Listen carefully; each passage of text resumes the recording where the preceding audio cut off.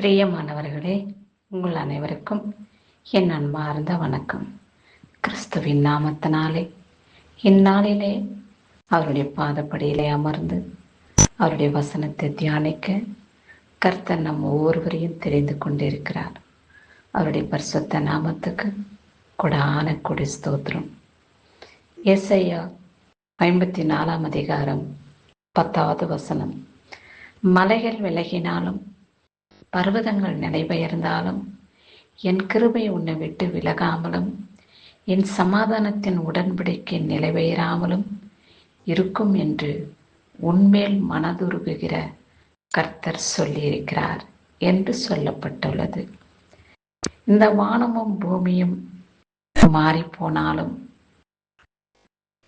அவருடைய கிருபை நம்மளை விட்டு என்றைக்கும் மாறாத கிருபையாக உண்மையுள்ள அன்பாக காணப்படுகிறது என்று கர்த்தர் சொல்லியிருக்கிறார். அவர் நம்மேல வைத்திருக்கிற அன்பு எவ்வளவு பெரியது தெரியுமா? மலையும் பூமியும் எம்மட்டும் இருக்கிறதோ அம்மட்டுமாய் அவருடைய கிருபைக்கு அளவே இல்லை. அவருடைய கிருபையை நம்மேல் வைத்திருக்கிறதை எண்ணி பார்க்க, அளந்து பார்க்க முடியவே முடியாது. அவ்வளவு பெரிதான அன்பை அவர் நம்மீது வைத்திருக்கிறார். உயிரை கொடுக்கிற அளவுக்கு அவர் நம்மேல அன்பு வைத்திருக்கிறார் என்பதை நீங்கள் நினைவு கூர்ந்து தேவனை ஸ்தோத்திரியுங்கள். இந்த பூமியிலே அவதரித்து பலவிதமான கஷ்டங்களை, வேதனைகளை சகித்து மரண பரியந்தமும் அவர் நம்மீது அன்பு வைத்து அவருடைய ஜீவனையே நமக்கு கொடுத்திருக்கிறார். அவருடைய இரத்தத்தினாலே நாம் இன்றைக்கு ஆசீர்வாதமாகவும் பரிசுத்தமாகவும் வாழ்கிறோம். அவருடைய கிருபை மாத்திரம் நமக்கு இல்லை என்றால் நம்முடைய வாழ்க்கைக்கு கொஞ்சமும் தகுதியில்லாத வாழ்க்கையாக மாறிவிடும். ஆமாண்டவரே, என் மீது நீர் வைத்திருக்கிற கிருபை, என் மீது நீர் வைத்திருக்கிற அன்பு மகா பெரியது ராஜா. நீர் கொடுத்த அன்புக்கு, நீர் கொடுத்த கிருபைக்கு, தயவுக்கு நாங்கள் உமக்கு என்ன செலுத்த முடியும் என்று அவருடைய மகிமையை பெற்றுக்கொள்ள நாம் அவரிடத்திலே அண்டி சேர்வோமா? அதற்காகத்தான் தேவன் நமக்கு தன்னுடைய உயிரையே தியாகம் செய்தார். அவருடைய அன்பு, அவருடைய கிருபை நம்மளை விட்டு என்றைக்குமே விளங்கிடாத அன்பாக காணப்படுகிறது. அவருடைய சமாதானத்தையே நமக்கு கொடுத்திருக்கிறார். உலகம் கொடுக்காத சமாதானம். அவர் சமாதானத்தின் நிமித்தமாக நம்மிடத்திலே அவர் உடன்படிக்கை செய்திருக்கிறார். அவருடைய உடன்படிக்கை நிலைபெயராமல்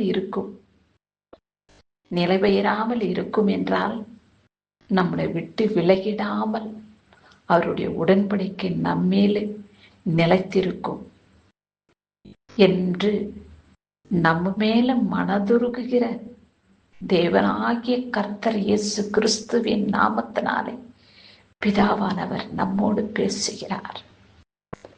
அவருடைய இரக்கங்களுக்கு முடிவில்லை. அவருடைய அன்பு மகா பெரியது.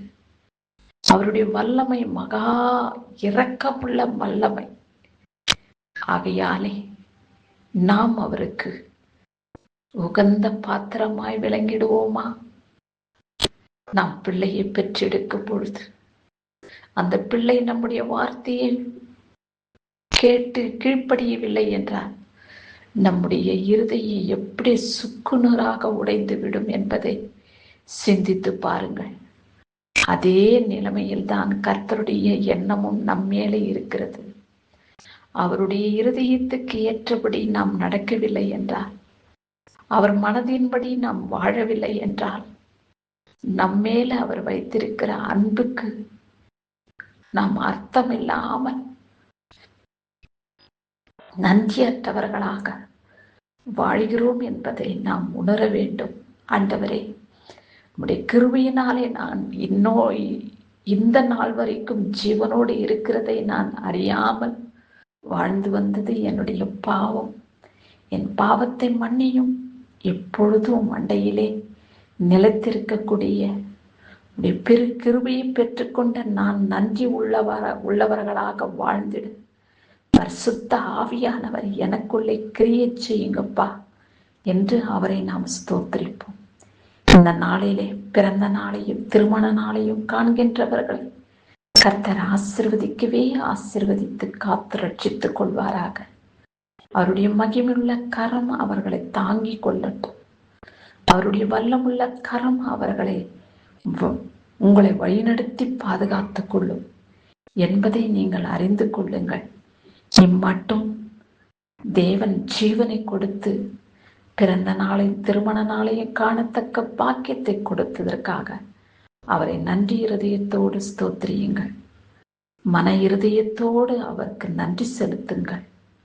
ஆண்டவரே, இம்மட்டும் உடைய கிருபை என்னோடு இருக்கிறதற்காக உமக்கு ஸ்தோத்திரம் என்று ஸ்தோத்திரம் சொல்லி அவரை நன்றி இருதயத்தோடு துதித்து என்றைக்கும் அவருடைய பாதப்படியிலே அமர்ந்து அவர் கிருபையினாலே நிரப்பப்பட்டு அவருடைய இரத்தத்தினாலே கழுவப்பட்டு பரிசுத்தமாய் வாழ்ந்திட கர்த்தர் கிருபை பாராட்டுவாராக. துதிகன மகிமை எல்லாம் அவருடைய பரிசுத்த நாமத்துக்கே செலுத்துவோம். இயேசுவி கிறிஸ்துவின் இரக்கமுள்ள நாமத்தினாலே ஜெபம் கேளும் பிதாவே என்று இந்த வாக்கியத்தை முடிப்போம். ஆமென்.